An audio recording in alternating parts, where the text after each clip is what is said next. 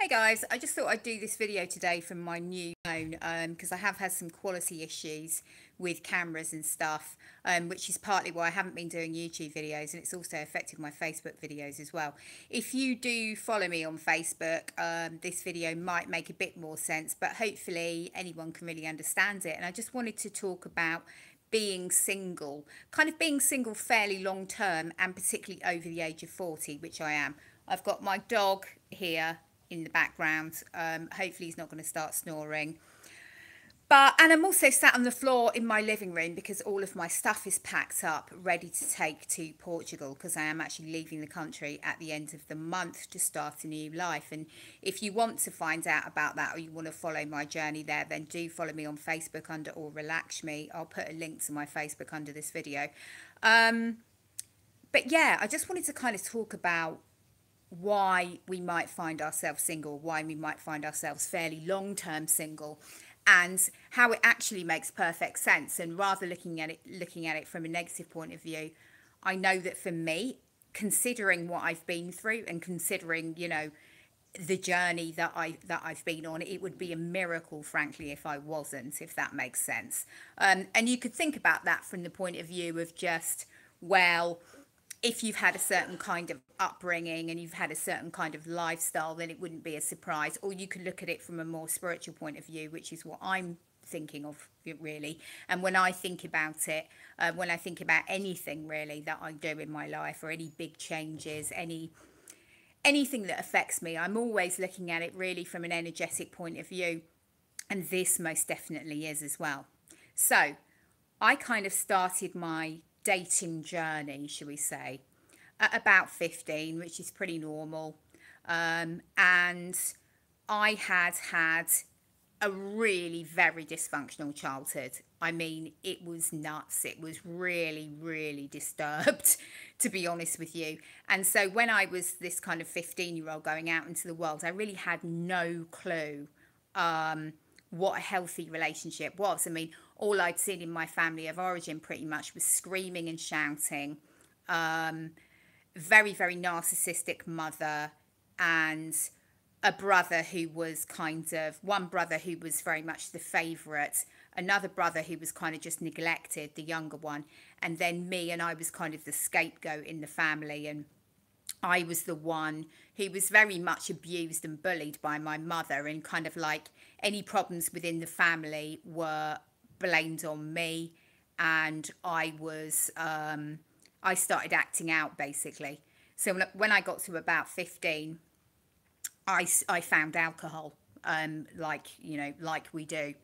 And alcohol was the answer to my prayers, basically, because it allowed me to have confidence, to be somebody else, not intentionally, but we all know that when we drink, we become, certainly at the beginning, a more confident version of ourselves.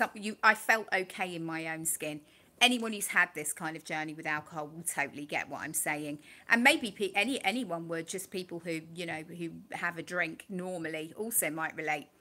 But it allowed me to be somebody else, and it gave me false confidence, basically, and it allowed me to go through those kind of early years of dating it was easier for me, because I'd get a bit drunk and then I could be somebody else.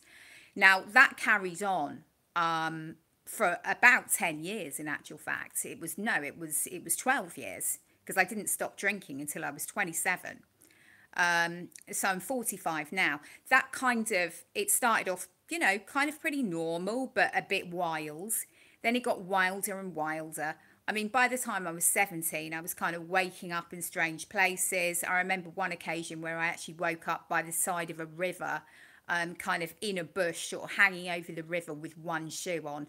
It's terrifying when I look back on it, and I think, oh my God, imagine what could have happened to me. But the universe was looking after me. Something was looking after me. I mean, the fact that I lived through that and didn't die is unbelievable. I ended up in some very, very dangerous situations. and, you know, all kinds of situations which really statistically could have ended up in me dying, being dumped in a ditch, you know, or something like that, but it didn't. Miraculously, there was always someone there to help me. There was always something that happened that made it okay. And so the reason that I'm talking about the kind of alcohol journey is because it's sort of relevance. Well, it's obviously relevance. But I actually stopped drinking because it became very out of control, and I ended up having to go into recovery, and I've been in recovery ever since. So I went into recovery at 27, basically because some of my friends were kind of like, I think you've got an alcohol problem. They said that to me when I was about 26, and I actually went to my first Alcoholics Anonymous meeting when I was 27. And you know, just for the sake of the video, the rest is history. Obviously loads happened, but I kind of want to go back to why I'm single now. So the momentum, I'm going to talk about momentum again. The momentum in my relationships was one of a mirror image of my family of origin. So I would go into these relationships with people who are very emotionally unavailable, like my mother and my father, actually. And I would play that out. So I would be, you know, the one that tried to fix stuff, the one that tried to sort stuff out, the one that tried to make this kind of unavailable person into this loving, warm person. Okay, this is what happened in recovery. My drinking relationships were not like this at all. They were, well, that's for another video.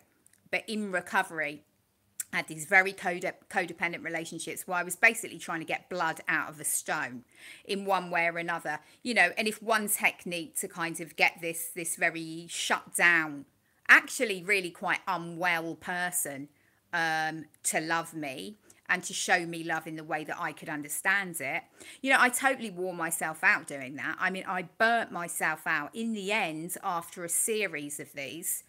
I had to stop. And to me, I see that as like, oh my God, like, thank God that I wore myself out to the point where I just couldn't do this anymore. And yeah, I gave it up. That was like 3 years ago. So I haven't dated in 3 years. I haven't been interested in dating in 3 years, which to me is a miracle because, you know, I would have very much qualified for what we call a love addict. You know, someone who basically had to be in a relationship. Like, I felt like if I wasn't in a relationship, I wasn't really living a full life. I wasn't really whole. So I had no concept of the idea that I could be enough on my own. That didn't even come into my head. And when I was single, in between those kind of serially monogamous relationships, I would always be thinking about the next one in exactly the same way as I was thinking about the next drink when I was in active alcoholism. To me, it's no different. I was most definitely addicted to the idea of being in love, the idea of being a part of a couple, that was going to, you know, mean that I was worthy and lovable, because I totally, like I said at the beginning of the video, because of the dysfunctional upbringing, I had no clue what healthy looked like. I had no model for what healthy looked like. Not a healthy relationship with anyone, with anything. You know, this affected all areas of my life, basically. And so it would be a miracle if after all of those years of that, I didn't let myself off the hook, stop, regroup, reevaluate what's going on. And that is exactly what I've done. So it got to that point where after a series of dissatisfying, dysfunctional relationships where I was playing this victim role, sort of not in a classic way, like I wasn't getting beaten up or anything like that, but I was trying to get blood out of a stone. I was shopping in the wrong stores, as they say. I was going into the store to buy an orange, and every time I came out with an apple, and then I would blame the apple for not being the orange. I hope that makes sense. But, you know, kind of choosing people who are incapable of intimacy and real union, and then blaming them for not living up to what I wanted them to be. So yeah, it's been an amazing journey. I now don't in any way feel, he's kicking me. Are you kicking me? He is, he's kicking me off the sofa. But yeah, I don't in any way feel less than for not being in a relationship. I don't feel in any way like I'm quickly looking to get myself into a relationship despite being 45 years old, because that was another stick that I used to beat myself up with. Like every time one of these dysfunctional relationship ended, which of course they would, because they couldn't possibly last. I mean, they were rotten to the core. But every time one of them ended, I'd be like, oh my god, now you're 35 and you're alone. Now you're 40 and you're alone. Do you know what I mean? And then actually I was 42 when I let myself off the hook, and it was because the kind of big daddy of dysfunctional relationships came into my life. It was only short. It was like a 6-month one, but it was the real sort of, it was the height of my love addiction career, shall we say.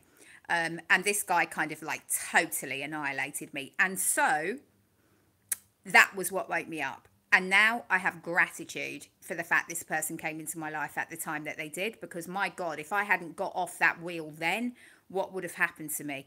So in this period, this 3-year period, I have basically learned, I can now kind of understand what a relationship is, and it isn't what I thought it was at all. I literally thought that a relationship was there to, for two people to act out the process of what being in love looks like. So someone, giving you loads of attention and you giving them loads of attention, kind of like loads of I love yous, loads of, romance, loads of all of that kind of stuff. And if that wasn't happening in my relationships, kind of like once you go through the happy honeymoon period, if that stopped happening, I would start panicking. I'd start thinking, oh my God, you don't love me anymore. Oh my God, what's happening? It's all going wrong. Because I had, again, no model for what healthy looks like, no idea of what a healthy relationship is, because I'd never seen it happen. It had never been there in my childhood. And I thought that was what a relationship was about. I didn't understand about the deeper stuff that needs to be there, about the foundations, about choosing the right person from the beginning, about how that stuff is just the icing on the cake, and that actually you have to have that kind of depth of health in both people. So now I totally get why I was choosing dysfunctional people. I was dysfunctional. I totally get why I was choosing people that are emotionally unavailable, because I was too. If I'm choosing people who can't be intimate, then I'm not being intimate, so there must be something going on there. It's like time after time people would say that to me, you're unavailable too. And I just didn't get it. I thought, no, I'm totally available. This is what I want. I'm here to, have a truly open relationship with another person, and I'm going to put my heart on the line. That's what I thought, but I didn't understand that wasn't what was going on at all. I was just playing out this kind of sick dynamic until I couldn't play it out anymore. And so when I stopped, I had to reevaluate the whole thing. It's like, what even is a relationship? You know what I mean? Because if it's not all about romance and holding hands and attention and love and smiles and that kind of thing, what is it about? And then I kind of, obviously I haven't had one since, so the next one that I have is going to be kind of the one where I test out this new stuff. But it hasn't really been so much, it's not kind of conscious in the same way, like I'm thinking, okay, when I get into this next relationship, I'm going to do this and this. It isn't like that at all. It's more of an energetic process, in that because I have come to terms with who I am, because I have developed a love for who I am, not only who I am now, but for that child that was wounded, and for that teenager that was, wounded through drink and all the rest of it. Because I've come into alignment with myself in that way, I don't think I'm going to attract those people anymore. So it's almost like, yeah, I can put all the intellectual stuff into it that I like, but bottom line, it's energetic. So if the momentum of those kind of relationships has stopped by me stopping having them, and I truly feel in my heart and soul that momentum has stopped, I don't seem to attract any of those kind of people anymore.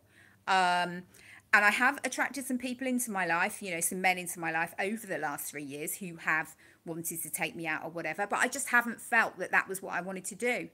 Partly because I guess, there was no one that made me really sit up and take notice. But then on the other hand, I knew that still had some healing to do. So I just wasn't really on that disc. I just wasn't on in that vibration. It wasn't something that I wanted. So yeah, now I feel that I can do that, but I'm not in a hurry. I'm really not in a hurry. I kind of feel like energetically, I'm going to know when someone comes along that I want to date. I'm not going to have to ask questions of myself. I'm not going to have to force myself. I'm not going to think, oh my God, you're 45. You better hurry up. Or, oh my God, you're 47 now. Oh my God, you still haven't dated. Do you know what I mean? Like, I don't have any of that anymore. Thank God. So I kind of feel like, yeah, energetically, if this is meant to happen, it will happen. And, as it happens, I'll feel good about it. And if I'm feeling good about it and it's not ringing any of those, you know, little buttons of dysfunction, we kind of know, I think, when that is happening. And then, yeah, I'll go for it a day at a time, and see how it goes. Because I think now as well, it's like the warning signs were always there. That feeling of kind of like severe butterflies in the stomach, which I identified as being in love, was actually fear and trepidation, because it reminded me of my family of origin and all the kind of, psychological research would suggest that pretty much all of us, without putting a lot of work in, are going to start recreating the dynamics within our family of origin. Because when you're a little kid, you're like a sponge. And that's even if you just look at it from, that psychological paradigm, and you don't look at it from a spiritual paradigm. But if you're looking at it from a spiritual paradigm, then you kind of understand momentum. And that momentum is just energy, and momentum is just basically doing something. So if you do something, it creates more of the same. If you think something, it creates more of the same. It's basically law of attraction principles. So it's kind of like, if you're having dysfunctional relationships, you're not going to just suddenly have a healthy one. Because I used to think, oh my God, I've got such bad luck in relationships. If I just carry on again, statistically, it has to be right next time. Because how could it be wrong over and over and over again? Now I get it. It's like momentum. The momentum for me was love hurts. Love is unsatisfying. You go into a loving relationship and you try and extract love and affection from someone else. Crazy, right? Now, I would just so never do that. It's like now, if I watched, I would be able to separate and watch myself. And to me, looking back now and watching what I did, like in slow motion, is like, I just want to stop that girl and say, no, don't do that. Don't go there. You're looking to try to make somebody give you something, right? The dynamic right from the beginning is off. It's all wrong. Now I'm kind of like, energetically, I will allow myself to be attracted to and have, someone also be attracted to me through natural energetic processes. So none of the stuff that I did before. And, I'm not in any way slating internet dating, but I would not go there personally. Firstly, because I don't want to kind of mix up my energy with lots of different people that I don't know. Kind of just walk into a bar or something like that, or even worse, a restaurant where it's really awkward for a first date, and just kind of like make a rapport out of nothing. I'm not saying it can't work sometimes, but for me, it's not for me. It's certainly not for me. For me, I kind of feel like, no, it sounds, maybe a bit kind of airy-fairy and hippie-ish, it'll come at the right time. It's a little bit like that. But it's more like, if I'm energetically in the right place because I'm taking care of myself, I know myself, I'm having a good relationship with myself, then I'm not going to allow myself to be hurt, kind of, manipulated, coerced, attracted to narcissistic types, blah, blah, blah. That's just not going to happen anymore. I hope this makes sense. And if you are single, then maybe you can relate to it as well. Maybe you think, yeah, actually, it's not a bad thing. Because if you've been through a load of dysfunctional relationships and you are now single, good. You're taking care of yourself. You're not any longer in a situation where you're self-harming. Being single doesn't have to be negative, and it doesn't have to be something that, we're ashamed of, because society tells you if you're single and you're over the age of whatever it is, like 30, I don't know, maybe it's even younger, you're a failure. You know, you better hurry up, because if you're not hot anymore, no one's going to want you. You know how there's that message, particularly towards women, like, you better hurry up, because, you know, at 45, he's going to want you. More like, why would I want to be with someone who judged other human beings in that way and decided that they were worthless based on how many years they'd been on this planet? Like, no way. That's the way I see it. So I really, really hope that this video is in some way helped you feel a little bit more positive about being single if you are single, yeah? Because it's nothing to be ashamed of. If you've been through the darkness, and if you relate to the things that I'm talking about, you know, whether it be with addiction to substances, which often go hand in hand to addiction to relationships, you'll know what I'm talking about, and you'll know that if you're now single, you're looking after yourself. You've taken the first step to getting to know you. And, you know, I remember, like, when I was like 20 or 21 and my brother was about 17. No, I was like 23 and my brother was 17. That was it. And he watched the car crash of my early relationships, yeah. And he said, you know what, I really think you should, like, take a break from relationship. Can you believe, like, a 17-year-old boy said this to me? And I remember he said that, and it was literally like someone had taken my drugs away. I was like, what? Without a relationship? Oh my God. Like, I went into panic, the idea that I would be without a relationship. And now I totally understand that just comes from that conditioning. You know, the Cinderella stories, the stuff that society tells us. If you're a female and you know, if you're attractive and you're sweet and you're this and you're that, you don't ever have to be alone. You know, you can have a man. And if you have a man, you're going to be fine, because, you know, a man is here to protect you. And we know, having gone through life, and once we get over a certain age, you know, that is absolute rubbish. It just doesn't work that way. And actually, why should it? Why should it be a man's job to provide everything for us? Because, you know, they have to take care of themselves too. So I'm not slating men here. It's like, ultimately, our responsibility is to ourselves first. And if we're taking care of ourselves, which people who've been through a healthy kind of family setup just know how to do anyway, then of course better people are going to come into our lives. And of course we're going to be more available to be kind and loving towards others as well. Because when we're in that kind of loop, we don't realize it, but we're actually really quite self-centered. Because we're just thinking, what can I get? What can I get? What can I get? Not in a malicious, nasty way, because we think we need it. It's like, we need to fill this hole, you know, where self-esteem should be. We need to fill this hole where self-love should be. So let's fill it with someone else, you know. Let's take their love and fill ourselves. It just, you know, guys, you know it doesn't work that way. I can see there's a few comments on the video, so I will respond when I get offline. I hope the quality of the video has been okay, and I hope you enjoyed watching it and it's made you feel a little bit better about your day. Have a great day, guys. Take care. Bye. Need to work out how to turn it off now. How do we turn the video off?